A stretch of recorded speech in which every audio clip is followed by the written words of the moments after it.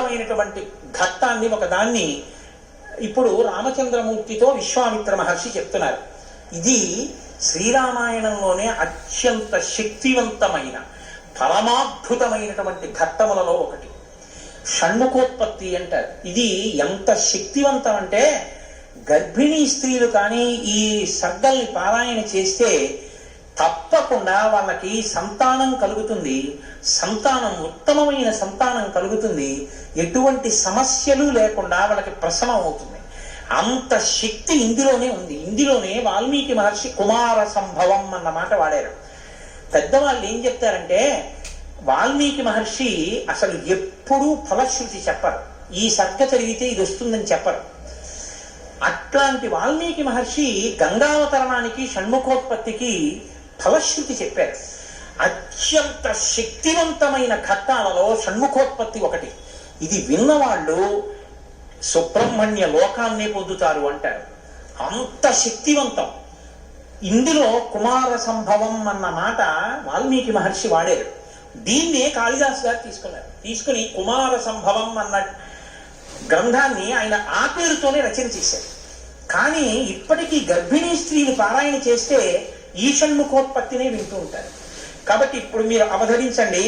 పురా రామకృతోద్వాహో నీలకంఠో మహాతపాః దృష్ట్వాచ స్పృహయా దేవీం మైథునా యోపచక్రమే అంటూ మొదలుపెట్టారు విశ్వామిత్ర మహర్షి. నాయనా రామ, నీకు అంగదేశం గురించి చెప్పాను. మన్మధుడు కాలిపోయాడు. తర్వాత పార్వతీ పరమేశ్వరులకి వివాహం అయింది. ఎలా అయింది మరి మన్మధుడు లేకుండా? ప్రారంభమే ఒక గొప్ప విషయం. అందరి మీద బాణాలు వెయ్యాలి అంటే చేతిలో చెరుకు విల్లు 5 పుష్ప బాణాలు పట్టుకుని బాణాలు వేసేటటువంటి మన్మధుడు నేను బాణాలు వేసి అందరిలోనూ కామ ప్రచోదనం చెయ్యగలనన్న అహంకారంతో అదే పుష్ప బాణాల్ని తీసుకెళ్లి పరమశివుడి మీద కూడా వేసి ఆయన మనసు కదిపి పార్వతీదేవి యందు అనురక్తుడయ్యేటట్టు చెయ్యగలననేటటువంటి అహంకార బుద్ధితో ఒక్క బాణాన్ని తీసి ప్రయోగించడానికి సిద్ధపడేటప్పటికే బహిర్ముఖుడైనటువంటి పరమశివుడు కనుతెరిచి చూసి తన మీదే బాణ ప్రయోగానికి సిద్ధపడుతున్న మన్మధుడి మీద ఆగ్రహం చెంది 3వ కన్ను తెరిస్తే భస్మ రాశి మన్మధుడు కింద పడిపోయాడు. కాబట్టి సృష్టి ఆగిపోయి ఉండాలి కదా. ఇప్పుడు మన్మధుడు లేడుగా. మరి అప్పుడు పార్వతీ కళ్యాణం ఎలా అయింది అంటే అమ్మవారు ఏం చేసిందంటే ఏ ఆయుధములను మన్మధుడు పట్టుకుంటాడో వాటిని ఆవిడ పుచ్చుకుంది. 5 పుష్ప బాణాల్ని చెరుకు విల్లు ఆవిడే పుచ్చుకుంది. కామాక్షి, కంచి కామాక్షి అదే కదండి, చేత్తో పట్టుకుంది. ఇదే మనం లలితా స్వరూపం యొక్క వర్ణన చెప్తే ఇదే చెప్తాం. రాగస్వరూప పాశాఢ్య క్రోధాకార అంకుశోజ్వల మనోరూపేక్షుకోదండ పంచతన్మాత్రశాయక. ఇప్పుడు ఆవిడ ఇలా పట్టుకుంటే ఇంతటి పరమశివుడు వశుడైపోయాడు. అయిపోయి తాళి కట్టించాడు. తాళి కట్టాడు. సంసారంలోకి వచ్చి ఆవిడ పక్కన కూర్చున్నాడు. శంకరాచార్యుల వారు దిప్పి పొడిచారు. స్ఫురద్గండా భోగత్ ప్రతిఫలిత తాటంక జుగళం చతుశ్చక్రం మన్యే తవ ముఖమిదం మన్మధరదం యమారుహ్యదృహ్యత్వనిరదమత్యేందు చరణం మహావీరో మార ప్రమదపతయే సంగీతపతే అన్నాడు. అయ్యా, నువ్వు ఎంత గొప్పవాడివైనా మా తల్లి చెరుకు విల్లు పుష్పబాణాలు పట్టుకునేటప్పటికీ లొంగవలసిందే. తాళి కట్టావా లేదా అమ్మ మెళ్ళలో? తాళి కట్టి అమ్మ పక్కకు వచ్చి అయ్యగా కూర్చున్నావు. ఇప్పుడు ఆవిడ శివకామ సుందరి. ఆమె అంత సౌందర్యంతో ఎవరి కోసం కూర్చుంది? మనకి తండ్రిని తెచ్చి కూర్చోబెట్టడానికి. ఆవిడ శివుడికి సౌందర్యం, బాహ్య సౌందర్యం, శివకామ సుందరి. నీకు నాకో అఖిలాండేశ్వరి, జగజ్జనని, మీనాక్షి, కామాక్షి, రాజరాజేశ్వరి, లలిత. మనకి అమ్మ. మా నాన్నగారికి భార్య. మా నాన్నగారు మా అమ్మని కామదృష్టితో చూడొచ్చు. అది ఆయనకి ధర్మబద్ధం. నేను మా అమ్మగారిని పవిత్ర దృష్టితో చూస్తాను. మా అమ్మగారు మా నాన్నగారికి శివకామ సుందరి, నాకు జగజ్జనని లలితాపరాభట్టారిక. వాగర్ధ వివ సంపృక్తౌ వాగర్ధ ప్రతిపత్తయే జగత పితరౌ వందే పార్వతీ పరమేశ్వరౌ. ఈ లోకానికంతటికీ తల్లిదండ్రులైన పార్వతీ పరమేశ్వరుల్లో అమ్మ సౌందర్యం పరమశివుడి కొరకు, అమ్మ యొక్క అంత సౌందర్యం అమ్మతనం మన కొరకు. మనకి జగదంబ, జగజ్జనని, ఆయనకి భార్య. కాబట్టి ఇప్పుడు ఆవిడ తన ప్రజ్ఞతో పెళ్లి చేసుకుంది. మన్మధుడి గొప్పతనంతో పెళ్లి చేసుకోలేదు. మన్మధుడికి ఏం చేసింది? శివుణ్ణి తెచ్చి తన భర్తగా కూర్చోబెట్టుకుని, పిచ్చాడా ఇంకెప్పుడు ఆయన మీద ఏకు బాణాలు, ఇవో మిగిలిన వాళ్ళ మీద అంటావా వెయ్యి అని పట్టుకెళ్ళి మళ్ళీ ఆయన చేతిలో పెట్టింది. ఇప్పుడు ఆయన ఏం చేశాడు? శరీరం లేదు కానీ మునులను కూడా మోహపెడుతున్నాడు. ఎందుకు పెట్టగలుగుతాడు? ధను పౌష్పం మౌర్వీ మధుకరమయీ పంచవిశిక వసంతుస్సామంతో మలయమరుదాయోధనరద తదాప్యేతస్సర్వం హిమగిరి సుతే కమపి కృపాం అపాంగతే లబ్ధ్వా జగదిగమనంగో విజయతే అంటారు శంకర భగవత్పాదులు సౌందర్యలహరిలో. అమ్మ తన కడగంటి చూపుతో ఇలా చూసి, వేయి బాణాలు పర్వాలేదు, లోకం మీద వేయండి అంటే అదేమిటండి మన అలా పాడు చేసేది ఏమిటండి మీరు అనుకోకండి. అమ్మవారు ఆ శక్తి మన్మధుడికి ఎందుకు ఇచ్చింది అంటే మనం పితృరుణం తీర్చుకోవడానికి. తండ్రి రుణం తీరాలంటే మనం సంతానాన్ని కనాలి, అందుకు ఇచ్చింది. అంతేగాని అమ్మవారు మన్మధుడికి బాణాలు ఇచ్చిందండి నేను పాడైపోయానండి అని చెప్పడానికి నీకు ఇవ్వలేదు. నీకు ధర్మపత్ని ధర్మేచ అధ్యేచ కామేచ నాతిచరాని అని పుచ్చుకున్నావు, మరి తగలబడ్డానికి ఎందుక మంత్రం, ఇంకా ఎందుక ప్రతిజ్ఞ, ఇంకా విచ్చలవిడితనంతో ఆబోతి తిరిగినట్టు తిరగమని కాదుగా నేను లోకంలో సృష్టించింది అమ్మవారు. మన్మథ బాణం దేని కొరకు అంటే కేవలము నీ యొక్క పితృణం తీర్చుకోవడానికి అంతే. కాబట్టి ఇప్పుడు వివాహమైనటువంటి పార్వతీ పరమేశ్వరులు ఏకాంతంలో విహరిస్తున్నారు. పురారామకృతోద్వాహో నీలకంఠో మహాతపాః దృష్ట్వా చ స్పృహయా దేవీం మైథునాయోపచక్రమే. వాళ్ళిద్దరూ అలా క్రీడించడం మొదలుపెట్టి 100 దివ్య సంవత్సరాలు పూర్తయిపోయాయి.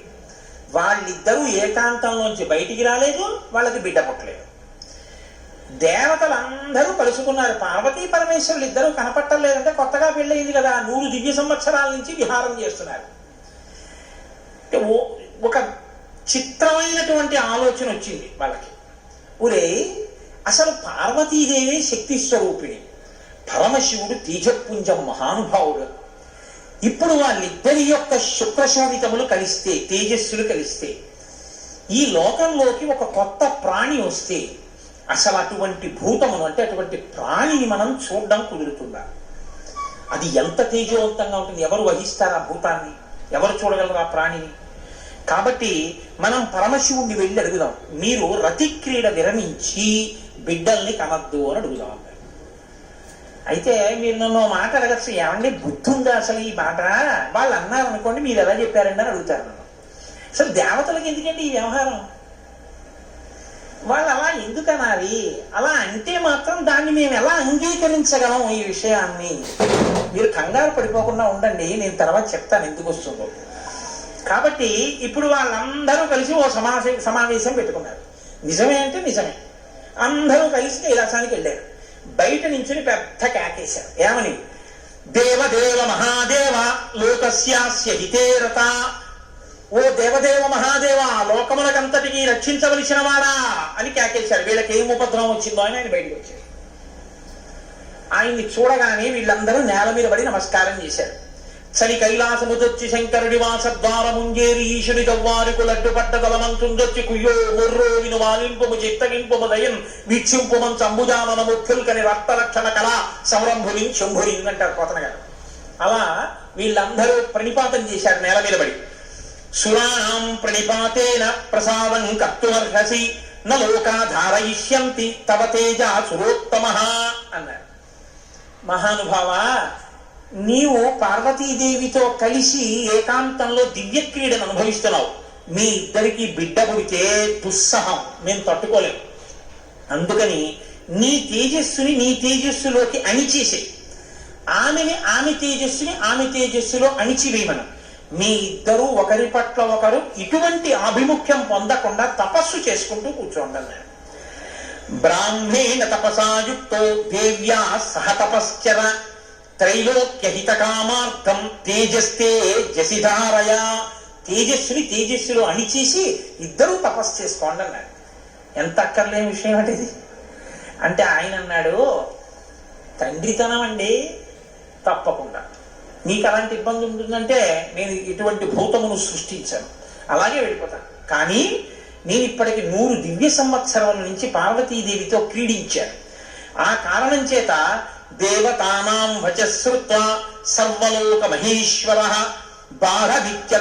బాఢమిత్యత్ బ్రవీత్ సర్వాన్ పునశ్చేదమువాచః. మీరు చెప్పినట్టే చేస్తాను, నా తేజస్సుని నా తేజస్సులోకి అణిచేస్తాను. కానీ యదిదం క్షుభితం స్థానాత్ మమ తేజో యనుత్తమం ధారయిష్యతి కస్మన్మే బ్రువంతు సురసత్తమాః.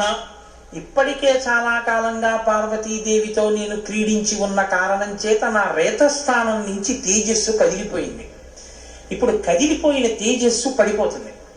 నేను పార్వతీదేవి యందు వదిలిపెట్టద్దని మీరు అంటున్నారు. మరి నేను నా తేజస్సుని ఎక్కడ విడిచిపెట్టను, ఎవరు భరిస్తారో చెప్పండి అన్నారు. భరించడం అనేటప్పటికీ వాళ్ళు ఎవరు గుర్తొచ్చారో తెలుసా అండి? భూమి గుర్తొచ్చింది.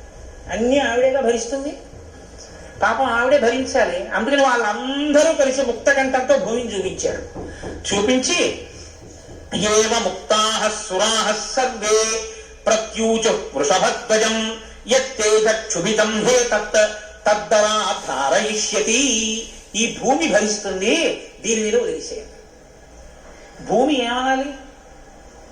అదేంటయ్యా, ఆయన భార్య యందు ప్రవేశపెట్టబడవలసినటువంటి శివ తేజస్సు నా మీద ఎలా విడిచిపెడతాడు? నేను ఎలా స్వీకరిస్తాను? భూకాంత, ఆమె స్త్రీ, భూదేవి నాలోకి ఎలా ప్రవేశిస్తుంది? శివవీర్యం దోషం అవుతుంది కదా, నేను పుచ్చుకోననాలి. ఆవిడ సంతోషించి శివవీర్యం నాలో ప్రవేశించడం అంటే అదృష్టం కదా అనుకుని తప్పకుండా పుచ్చుకుంటానని అనేటప్పటికీ పరమశివుడు ఏం చేశాడంటే ఏవ ముక్త సురపతి ప్రముమోచ మహీతలే తేజసా పృథివీయేన వ్యాప్త సగిరికానన. ఆయన తేజస్సుని భూమిలో వదిలిపెట్టేశాడు. అది ఉత్తర క్షణం భూమి అంతటా పాకేసింది. పాకేసి పర్వతాల్లో, నదుల్లో, సముద్రాల్లో, చెట్లలో పరివ్యాప్తమైతే ఆ తేజస్సు యొక్క స్థితిని భూమి తట్టుకోలేకపోయింది. తట్టుకోలేక పెద్ద పెద్ద కేకలేసింది ఆవిడ. తతో దేవాః పునరిదం ఊచుశ్చాధ హుతాశనం ప్రవిశత్వం మహాతేజో రౌద్రం వాయు సమన్వితః. నా ఒళ్ళు మండిపోతోంది, దగ్ధమైపోతోంది నా శరీరం అంతా. శివవీర్యాన్ని నేను భరించలేకపోతున్నాను, దాని శక్తి నేను తట్టుకోలేకపోతున్నాను. కాబట్టి నేను విడిచిపెట్టేస్తాను, నాలోకి వచ్చిన వీర్యాన్ని దేనిలోకి విడిచిపెట్టను అని అడిగింది ఆవిడ. ఇప్పుడు దేవతలందరూ ఒకరి మొహాలను ఒకటి చూసుకుని అన్నారు, ఒళ్ళు మండిపోతోంది, తట్టుకోలేనన్నావు కాబట్టి ఎవడు మండిస్తాడో వాడిలో వదిలేయన్నారు. అంటే అగ్నిహోత్రులో వదిలేయన్నారు. అంటే ఇప్పుడు ఆవిడ ఏం చేసింది? తనలో పడినటువంటి శివవీర్యాన్ని అగ్నిహోత్రుల్లో వదిలిపెట్టేసింది.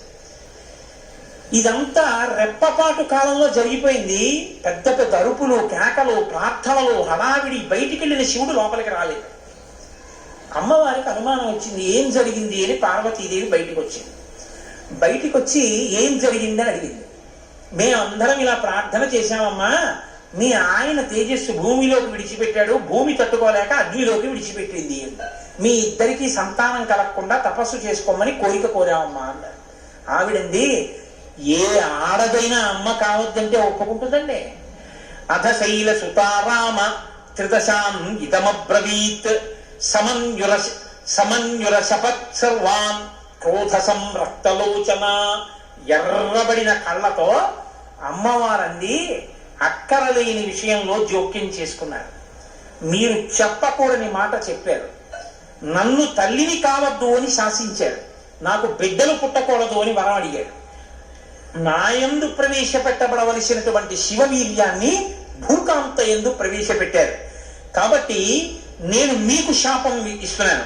అపత్యం స్వేషు దారేషు తస్మాన్నో త్వాదయిష్యత అద్య ప్రభృతి యుష్మాకం అప్రజాః సంతు పత్నయః ఏవ ముక్త్యా సురాన్ సర్వాన్ శశాప పృథివీమపి.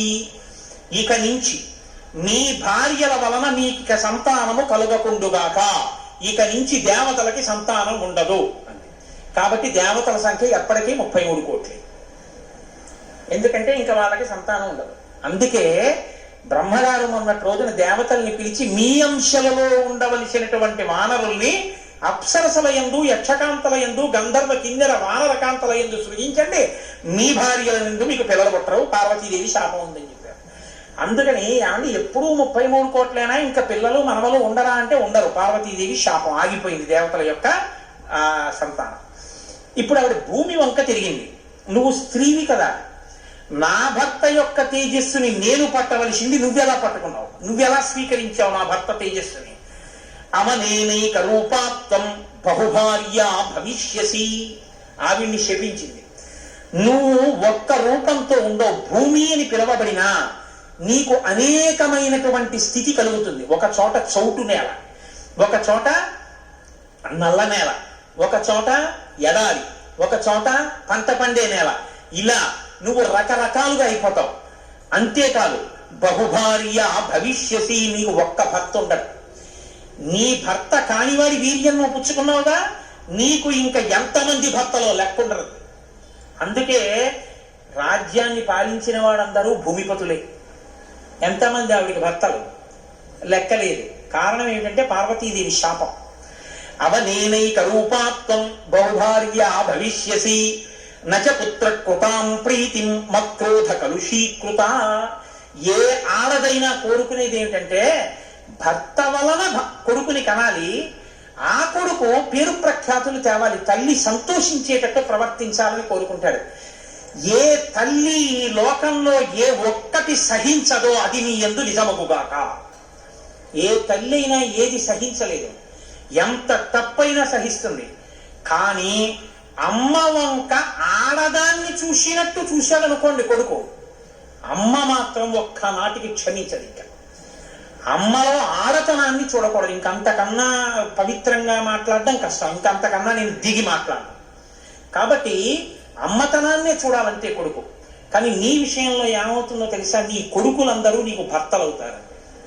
అందుకే భూమిపతి పతే, ఆయన తర్వాత ఆయన కొడుకు, ఆయన భూమిపతి. ఎంత దారుణం అండి. ఒక ఆయన పరిపాలిస్తున్నాడు, ఆయన భూమిపతి, ఆయనకి కొడుకు పుట్టాడు. ఇప్పుడు భూమికి ఆయన ఏమవ్వాలి? కొడుకు. ఆ భూమిపతి వెళ్ళిపోయాడు, ఇప్పుడు ఈయన ఏమవుతాడు? ఈయన భూమిపతే, తన కొడుకు తనకి భర్త. ఇంతకన్నా దారుణమే ఉంది. ఇది పార్వతీదేవి శాపం. కాబట్టి నచ పుత్ర కృతాం ప్రీతిం మక్రోధ కలుషీకృత ప్రాప్యసిత్వం సుదుర్మేధే మమ పుత్రమనిచ్చతి.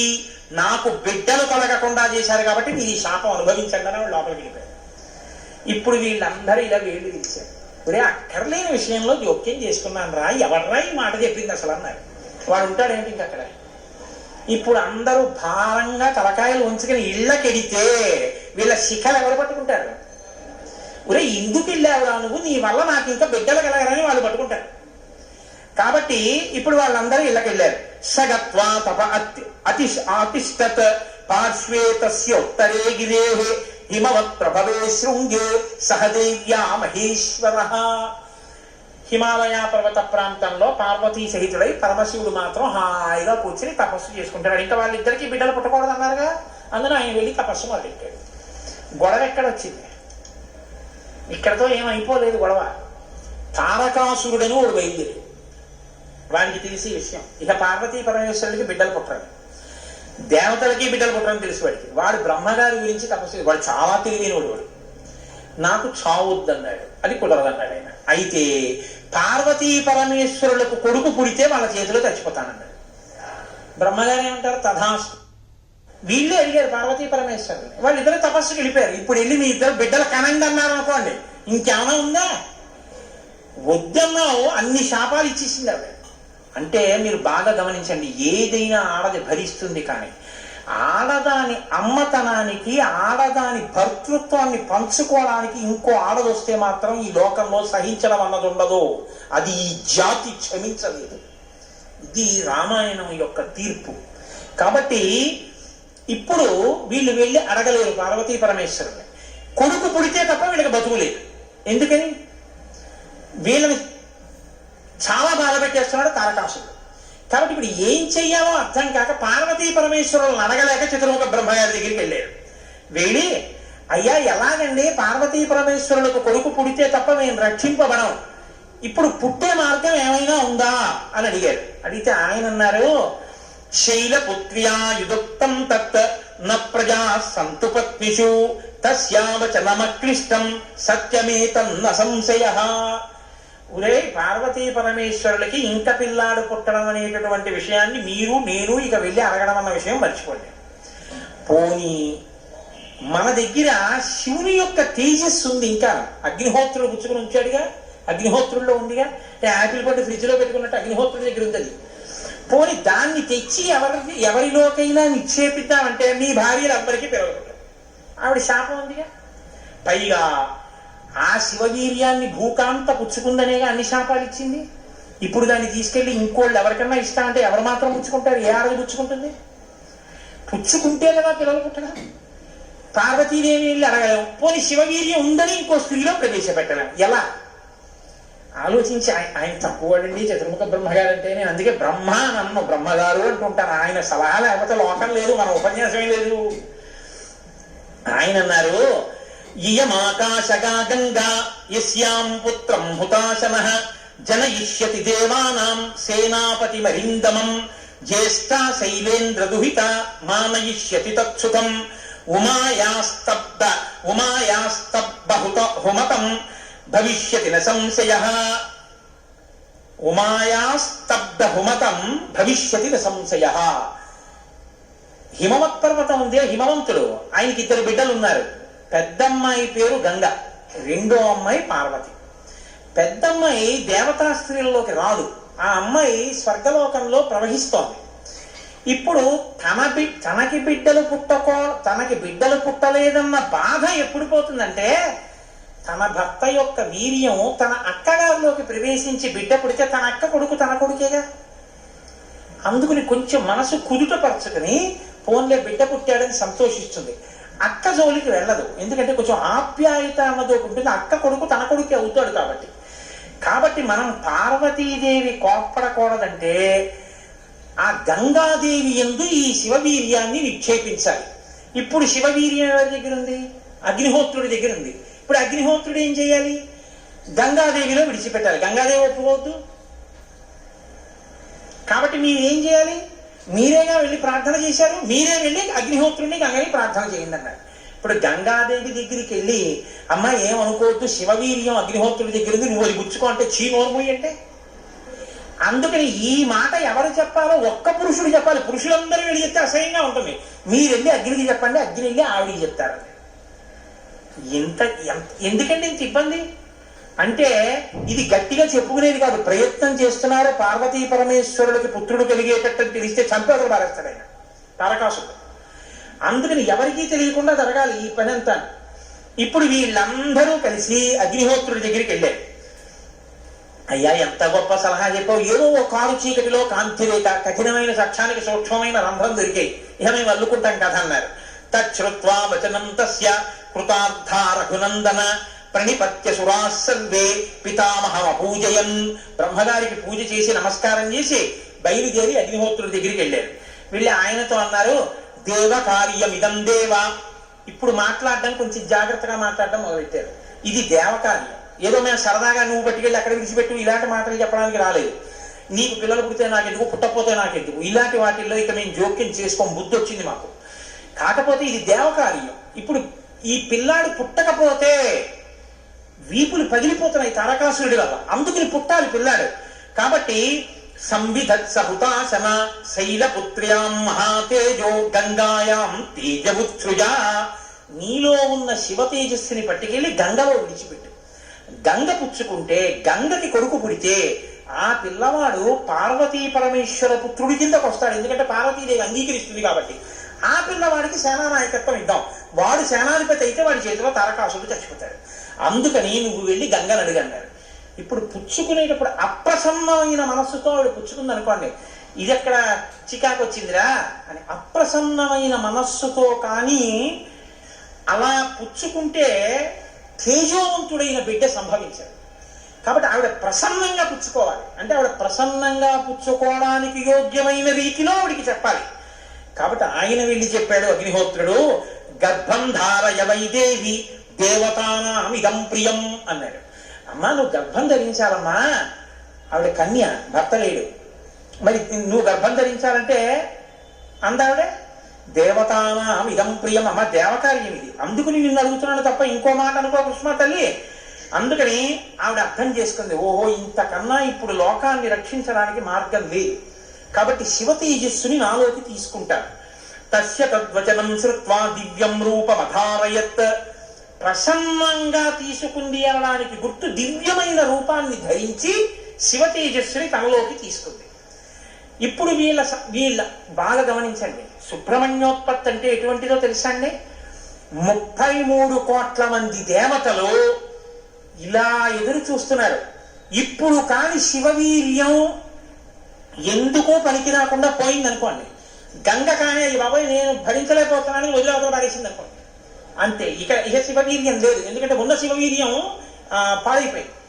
కాబట్టి ఇక పుత్రుడు కలగడు. ఇక పుత్రుడు కలగకపోతే ఇక ఎప్పటికీ అసలు దేవతల యొక్క రాజ్యం అన్నది ఇక రాదు, తారకాసురుడే ఉంటాడు.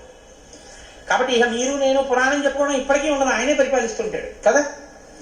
కాబట్టి ఇప్పుడు ఆ గంగ వల్ల బిడ్డ పుట్టాలి, వీళ్ళందరూ ఉత్కంఠతో ఎదురు చూస్తున్నారు. గంగ గర్భం ధరించి బిడ్డని కంటుందా? ఇది ఇంత చల్లటి గంగమ్మలోకి శివవీర్యం వెళ్ళింది.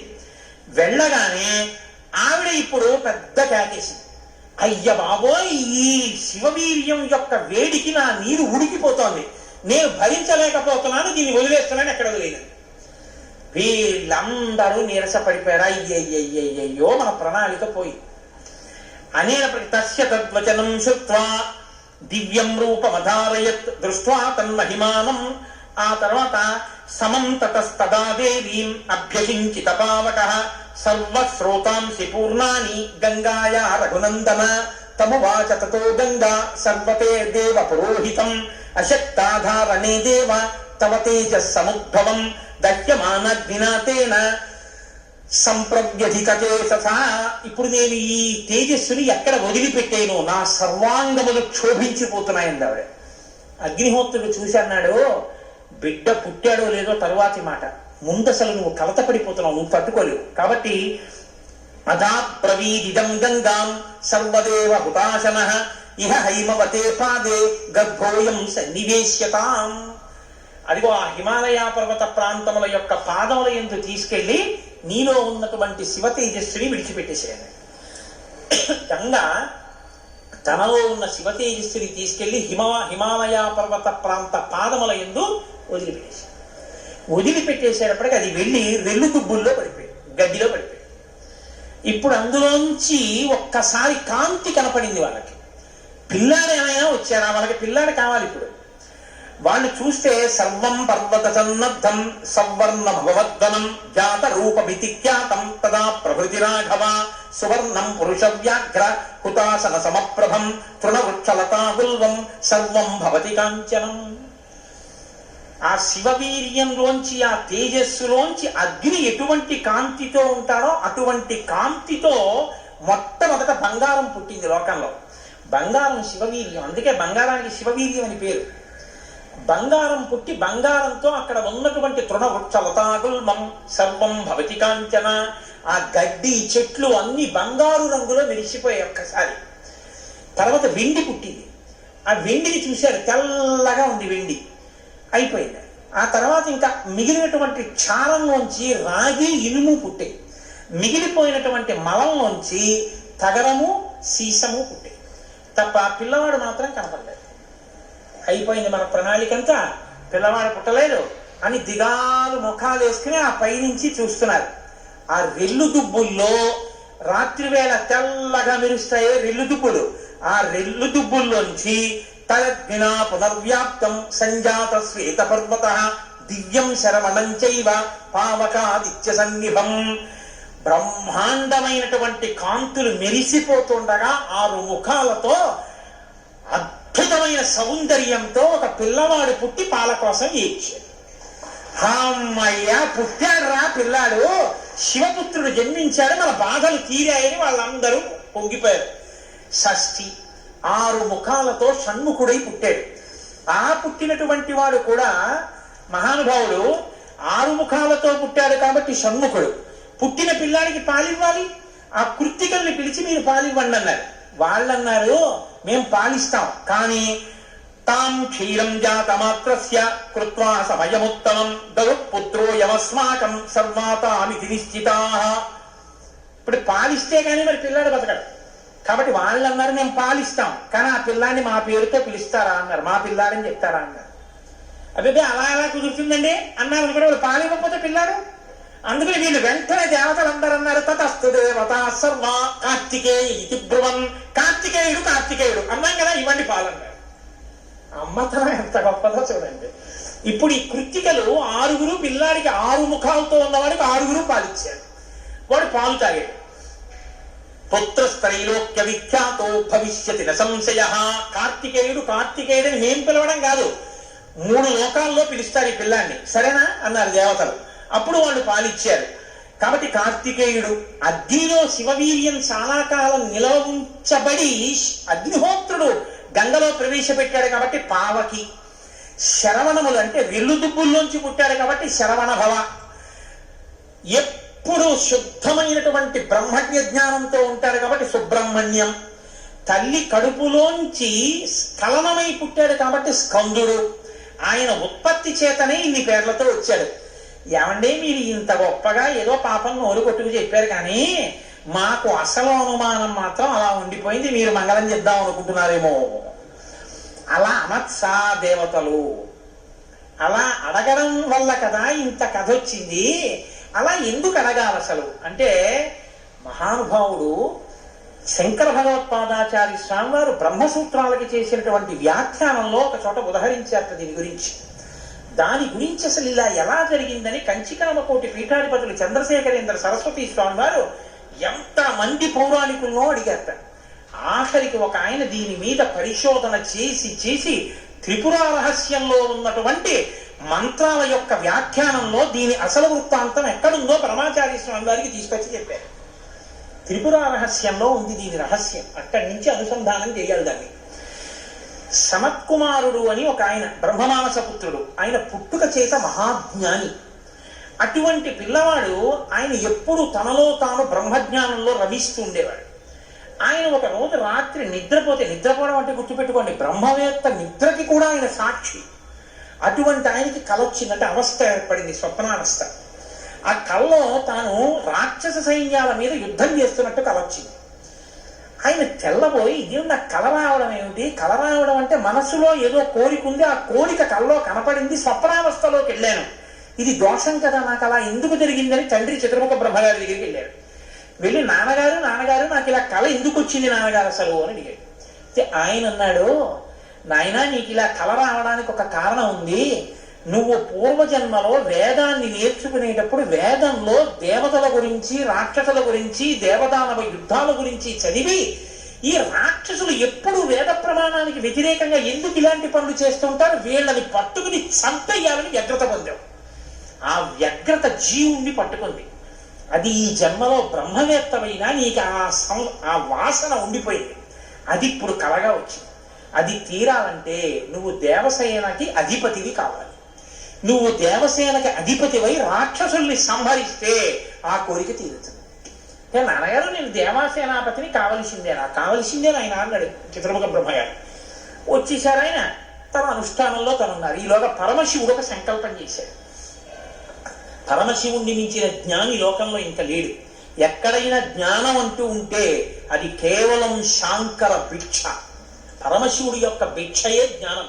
అందుకే ఆయన్ని ఈశాన సర్వ విద్యానాం ఈశ్వర సర్వభూతానాం బ్రహ్మాధిపతి బ్రహ్మణోధిపతి బ్రహ్మ శివో మే అస్తు సదాశివోం మంగళములకు మంగళం నా తండ్రి. అంతటి మహాజ్ఞాని శంకరుడంటే. ఆయన దగ్గర నుంచే వెళ్ళాలి జ్ఞాన గంగ. కాబట్టి పరమశివుడికి ఒకప్పుడు కోరిక పుట్టిందిట, నేను ఇప్పటిదాకా అన్ని విషయాలు చెప్పడం కానీ నేను ఓడిపోయిందన్నది లేదు ఎవరి దగ్గర. ఓడిపోవడం అంటే బయట వాళ్ళ దగ్గర ఓడిపోతే బాగుండదుగా. ఓడిపోవడం అనేటటువంటిది కూడా మనిషి జీవితంలో సన్మానంగా ఎప్పుడు మారుతుంది?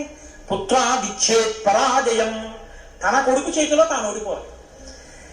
తన కొడుకు చేతిలో తాను ఓడిపోవడం అంటే, ఒరే నేను ఈ శ్లోకానికి అర్థం ఇన్ని మాటలు చెప్పాను కానీ నా కొడుకు వచ్చి అకస్మాత్తుగా నాన్నగారు ఈ శ్లోకానికి ఈ అర్థం ఇలా కూడా వస్తుంది కదా అంటే నాకు ఎప్పుడూ రాలేదు ఈ ఆలోచన. ఎంత గొప్ప అర్థం చెప్పాడురా, ఇలా చూస్తే అసలు మొత్తం కథ మారిపోయింది. వీడికి ఎంత గొప్ప ఆలోచన వచ్చిందని నా కొడుకు ప్రజ్ఞ ముందు నేను తల వంచితే అది నాకు సన్మానం లాంటి ఓటమి. అలాంటి కొడుకు నా కడుపున పుడతాడా అనుకున్నట్ట పరమశివుడు కూడా ఒకప్పుడు. ఇప్పుడు సనత్కుమారుల వారికి ఈ కోరిక, ఎంత గొప్ప అర్థం చెప్పాడురా, ఇలా చూస్తే అసలు మొత్తం కథ మారిపోయింది. వీడికి ఎంత గొప్ప ఆలోచన వచ్చిందని నా కొడుకు ప్రజ్ఞ ముందు నేను తల వంచితే అది నాకు సన్మానం లాంటి ఓటమి. అలాంటి కొడుకు నా కడుపున పుడతాడా అనుకున్నట్ట పరమశివుడు కూడా ఒకనొకప్పుడు. ఇప్పుడు సనత్కుమారుల వారికి ఈ కోరిక, పరమశివుడికి ఆ కోరిక. ఒకనొకప్పుడు పరమశివుడు పార్వతీదేవి అసుర సంధ్య వేళలో ఈ భూమండలం అంతటా కూడా విహారం చేస్తారు. శ్రీశైల పర్వతం మీద దిగుతారు. భాగవతంలో చతుర్థ స్కందం అనుకుంటా, అందులో చెప్తారు దీని గురించి. వాళ్ళిద్దరూ విహారం చేస్తుంటే సనత్కుమారుడు కనబడ్డారు. కనబడితే వాళ్ళకి ముచ్చటేసింది. బ్రహ్మవేత్త, మహానుభావుడు, బ్రహ్మజ్ఞాని, పలకరిద్దామని వృషభవాహనం మీద కిందికి దిగి దగ్గరికి వెళ్ళారు. ఆయన ఇలా చూశారు. చూసి తన పంతాన్ని చేసుకుంటున్నాడు. ఇద్దరు అలా నిలబడ్డారు. ఆయన ఏం పలకరించలేదు. పలకరించకపోతే పరమశివుడు అన్నాడు, ఏమయ్యా, లోపల సంతోషించాడు. ఇది బ్రహ్మవేత్త అంటే. ఏమయ్యా, ఇంతసేపటి నుంచి నించున్నావు, కనీసం నువ్వు పలకరించలేదు మమ్మల్ని అన్నాడు. ఏంటి నువ్వు కొత్తగా కనపడ్డావేంటి? నాకు లోకమంతా నువ్వు తప్ప ఇంకోటి కనపడితేగా. నువ్వే కనపడుతున్నది. బ్రహ్మవేత్తకి ఏం కనపడుతుందండి? విశ్వం కనపడదు, విశ్వనాథుడు కనపడతాడు. లోకం కనపడదు, లోకేశ్వరుడు కనపడతాడు.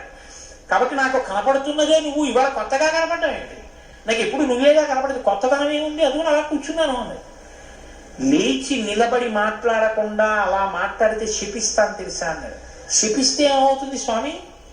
దేహానికి ఏమైనా బాధ కలుగుతుంది. అది నేనైతేగా, నేను ఆత్మని. ఆత్మకి శాపం ఏముంటుంది?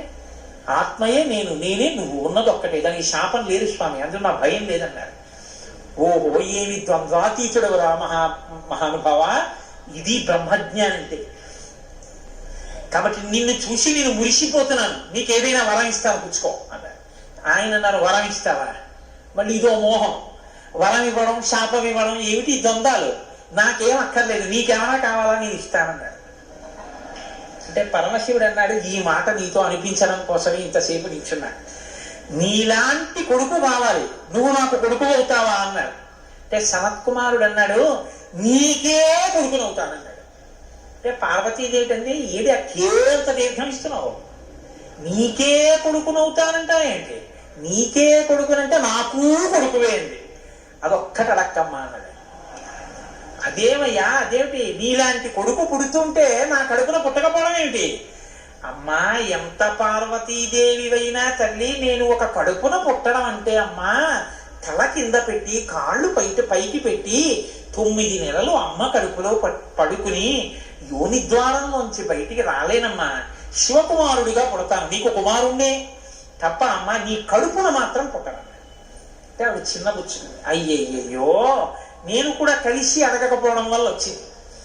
కానీ నా కోరిక నువ్వు ఇంకొకలా తీర్చాలని ఆవిడ. ఎలా తీర్చాలమ్మా అని అడిగాడు. నేను ఒకానొకప్పుడు పరమశివుడు భస్మాసురుడు పరమశివుడి గురించి తపస్సు చేసి వరములు పొందాడు. నేను ఎవరి తల మీద చెయ్యి పెడితే భస్మం అయిపోవాలి. పరమశివుడు వరం ఇచ్చాడు. నీ మీదే పరీక్ష చేస్తానని పరమశివుడు వెంటబడ్డాడు. పరమశివుడు ఏదో ఒక హేళ, ఆయన ఒక చాలా విచిత్రంగా ప్రవర్తిస్తూ ఉంటాడు. లోకానికి ఒక పాఠం చెప్పడం కోసం వస్తామంటే చేతకాని వాడైంది మీరు అనుకోకూడదు. ఇప్పుడు నేను మళ్ళీ శివమహాపురాణానికి అంతటికి వ్యాఖ్యానం ఎక్కడ చేయను. కాబట్టి ఆయన పరిగెడుతున్నట్టు నటించాడు. ఆయన పరిగెడుతున్నట్టు నటిస్తే నేను వెంటబడి చంపితే బాగుండదు. భర్త పరిగెడుతున్నట్టుంటే నే కాసేపు కనపడకుండా ఉంటే పోతుందని ఆవిడేం చేసిందంటే తన శరీరాన్ని నీటిగా మార్చి ఒక సరోవరం కింద మారిపోయింది. అదే శరవణ తటాకం. ఆ శరవణ తటాకం హిమవత్ పర్వత ప్రాంతంలో ఉంది. నువ్వు నా కడుపున పుట్టకపోయినా ఆఖరణ పుట్టేటప్పుడు మాత్రం ఆ శరవణ తటాకం దగ్గర నుంచి పుట్టాలి. నీ మంత్రం కూడా ఆ తటాకం నా పేరు మీదే ఉండాలి. అందుకే ఆయన మంత్రం శరవణ భవ సుబ్రహ్మణ్యుడికి. అంటే ఆయన అన్నాడమ్మ తప్పకుండా. అలా నేను పరమశివుని యొక్క తేజస్సు చేత నీ తటాకంలోంచి పుడతాను. పంచభూతాత్మకం పరమశివ లక్షణం కదా. అందుకని పృథివీస్వరూపంగా, అగ్నిస్వరూపంగా, వాయుస్వరూపంగా, జలస్వరూపంగా, ఆకాశస్వరూపంగా 5 స్వరూపాలతో పార్వతీ పరమేశ్వర సమాగమ స్వరూపంగా శివశక్తుల యొక్క సమ్మేళనానికి పుట్టినటువంటి మెరుపు తీగల లోకంలో బ్రహ్మజ్ఞానాన్ని బోధ చెయ్యడం కోసమని, దేవసేనాపతిని కావడం కోసం, రాక్షస సంహారం చెయ్యడం కోసం మీకు పుత్రుడిగా పుడతానమ్మా అని సనత్కుమారుల వారు పరమశివుడికి వరం ఇచ్చారు. అందుకని ఆ వరం నెరవేరాలంటే పార్వతీ పరమేశ్వర సమాగమం జరిగి పార్వతీదేవిలోకి వెళ్ళకూడదు తేజస్సు. దేవతల సంఖ్య కూడా అనంతంగా పెరిగిపోతే రేపొద్దున్న ఉపాసనలు కష్టం అవుతాయి. అందుకని నాటకీయ సన్నివేశం సృష్టింపబడాలంటే దేవతలు వెళ్ళి ప్రార్థన చేయాలి. ప్రార్థన చేసి శివ తేజస్సు భూమి మీద పడాలి. అది అగ్నిహోత్రంలోకి వెళ్ళాలి. ఇది పంచభూతాత్మకమై ఆయన షణ్ముఖ స్వరూపంతో పైకి రావాలి. వచ్చి స్వామి అని పేరు పెట్టుకోవాలి. స్వామి అన్న పేరు కేవలం సుబ్రహ్మణ్యుడిది. మనం వెంకటేశ్వర స్వామి అంటాం, మంచిదే, నేను తప్పని నేను అంటలేదు. కానీ ఒక్క స్వామి అంటే మాత్రం సుబ్రహ్మణ్యుడి. ఎక్కడెక్కడ సుబ్రహ్మణ్యుడి పేరు చెప్తామో, ఎక్కడెక్కడ తలుచుకుంటామో అక్కడక్కడ సంతానమునకు ఏ విధమైన ప్రమాదం రాదు. సుబ్రహ్మణ్యుడికి నమస్కారం చేస్తే కుజగ్రహ దోషం కూడా ఉపశమిస్తుంది. ఎక్కడెక్కడ షణ్ముఖుణ్ణి ఆరాధన చేస్తారో అక్కడ ఐశ్వర్యం పరిడవిల్లుతుంది. పక్కన ఉన్నటువంటి తమిళ దేశం, ద్రవిడ దేశంలో అంత ఐశ్వర్యం వచ్చింది, అన్ని పరిశ్రమలు వచ్చాయంటే కారణం ఏమిటో తెలుసా అండి? సుబ్రహ్మణ్యారాధన. వాళ్ళు విపరీతమైన సుబ్రహ్మణ్యారాధన చేస్తారు. సుబ్రహ్మణ్య ఆరాధన చేసిన, షణ్ముఖుడికి ప్రదక్షిణం చేసిన, ఆయనకి నమస్కారం చేసిన జ్ఞానము, ఐశ్వర్యము, సంతానమునకు క్షేమము, ఆయువు, ఆరోగ్యము అన్నీ కలుగుతాయి. అంత శక్తివంతమైనటువంటి సర్గ ఈ షణ్ముఖోత్పత్తి సర్గ. అందుకే వాల్మీకి మహర్షి ఎప్పుడూ కూడా అసలు ఫలశ్రుతి చెప్పరు. కానీ ఈ షణ్ముఖోత్పత్తి గురించి చెప్పిన తర్వాత, అందుకే షణ్ముఖుడికి ఉన్న గొప్పతనం ఏమిటో తెలుసా అండి? ఆయనకి ఒక గొప్ప విజయాన్ని సాధించాడు షణ్ముఖుడు ఒక్కడే. శైవ కేశవాలు రెండు, శైవ వైష్ణవాలు రెండు కూడా వియ్యవందేట్టు చేశాడు.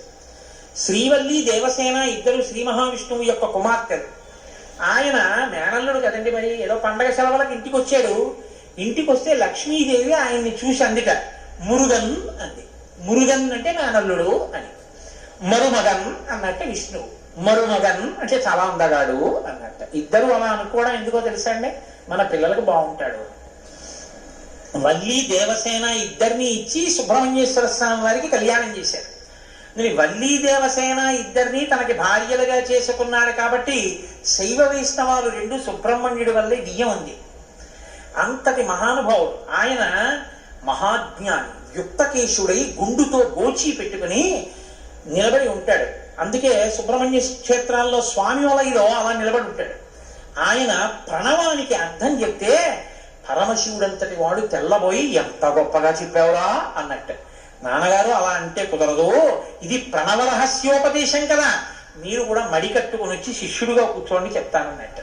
ఒరే ఎంత బాగా చెప్పావురా అని వచ్చి కూర్చుని విన్నట్ట. శివుడంతటి వాడు ఇంత బాగా చెప్పగలిగిన కొడుకు పుట్టాలని కదా కోరుకున్నాడు. ఆత్మాదిచ్చేత్ పుత్రాదిచ్చేత్ పరాజయం. తండ్రి గారికి ఆ కోరిక తీరినటువంటి బ్రహ్మజ్ఞాని పుట్టాడు. ఆయనే తరువాతి కాలంలో కేవలం పాలు తాగి పెద్దవాడైపోయాడు అంతే. అయిపోగానే ఆయన్ని దేవసేనకి తీసుకొచ్చి పట్టాభిషేకం చేసేశారు. సేనాధిపతి అయిపోయాడు. తారకాసుర సంహారం చేశారు. దేవతలందరూ సంతోషించారు. అమ్మ అందమంతా మూర్తి భవించి ఉంటుంది. అందుకే ఇంతంత బుగ్గలు, ఎర్రటి మనిషి, ఆహారాలు, చిన్న పట్టుబట్ట, ఎప్పుడు అమ్మ శక్తి అంతా చేతిలో శూలంగా పట్టుకుని ఆ కుక్కుట ధ్వజం, ఆ నెమలి మీద కూర్చుంటే ముద్దులు మూట కడుతూ ఎంత అందంగా ఉంటారో. అందుకే సుబ్రహ్మణ్యేశ్వర స్వామి వారి యొక్క మూర్తి వంక అదే పనిగా చూసినా కూడా సత్సంతానం కలుగుతుంది. అంతటి మహానుభావుడు సుబ్రహ్మణ్యుడు. ప్రత్యేకించి ఏ కారణం చేతనైనా గర్భం నిలవక బాధపడుతున్న వాళ్ళు, గర్భిణి అయినప్పటికీ కడుపున ఎటువంటి బిడ్డలు పుడతారో తెలియని వాళ్ళు, వాళ్ళ ఆయుర్దాయం బాగుండాలనుకున్న వాళ్ళు, సంతానం క్షేమంగా వృద్ధిలోకి రావాలనుకున్న వాళ్ళు రామాయణాంతర్గతమైన షణ్ముఖోత్పత్తిని విని తీరాలి. ఇది చెప్పడం కోసమే వాల్మీకి మహర్షి ఫలశ్రుతి చెప్తూ ఓ మాట చెప్పారు. ఏషతే రామ గంగాయ విస్తరో విహితో మయా కుమార సంభవశ్చైవ ధన్యః పుణ్యస్తథైవ చ. ఎవరు ఈ షణ్ముఖోత్పత్తిని శ్రీరామాయణంలో వింటున్నారో వాళ్ళకి ఎటువంటి చిక్కులు ఉన్నా అన్ని చిక్కులు విడిపోయి అపారమైనటువంటి ధన సమృద్ధి కలుగుతుంది.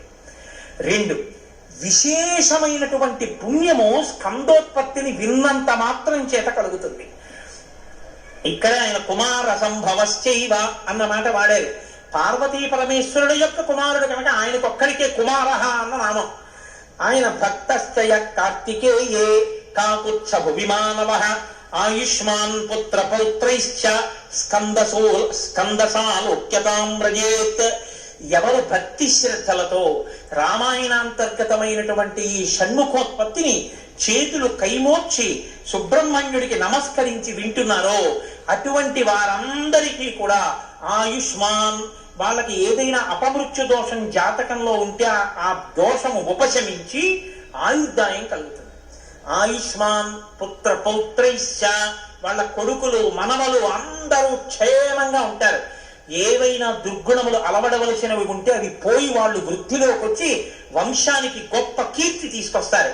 ఆయుష్మాన్ పుత్ర పౌత్రైశ్చ, ఎవరు రామాయణం సంపూర్ణ రామాయణం చెప్పించుకుని వినేటప్పుడు పరమ భక్తితో దేవాలయ ప్రాంగణంలోనో ఎక్కడో కూర్చుని ఈ స్కందోత్పత్తిని నమస్కారం చేస్తూ విన్నారో వాళ్ళు శరీరం పడిపోయిన తరువాత స్కందసాలోక్యతాంబ్రజేత్, సుబ్రహ్మణ్య లోకాన్ని పొందుతారు అని వాల్మీకి మహర్షి సత్యం తప్ప ఆయన నోటి వెంట రాదని బ్రహ్మగారి వరం. ఆయన ఎప్పుడూ ఫలశ్రుతి చెప్పరు, ఇక్కడ చెప్పారు. అంత గొప్పది షణ్ముఖోత్పత్తి. విచిత్రం ఏంటంటే ఈశ్వర సంకల్పం అంటే చాలా గొప్పగా ఉంటుంది.